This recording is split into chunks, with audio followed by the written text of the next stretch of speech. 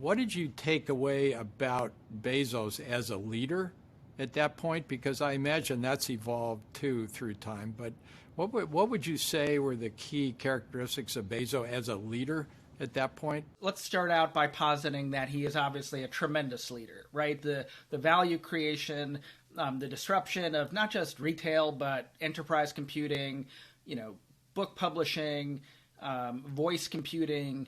It's a tremendous record of accomplishment, and maybe we could put it alongside Steve Jobs and in just maybe Bill Gates and the sheer kind of impact. And I do believe he will be remembered as a tremendous leader. I think that he has been remarkable in creating a system of invention that might perhaps endure when he's gone. And these are all of the rituals inside Amazon, the 6-page documents, which I write a lot about in the book. Right.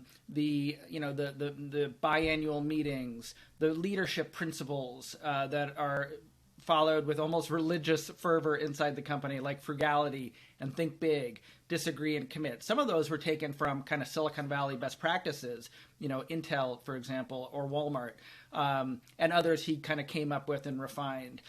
So in that respect, also a kind of remarkable leader, really thinking about how, he can build a company that lasts longer than he is around.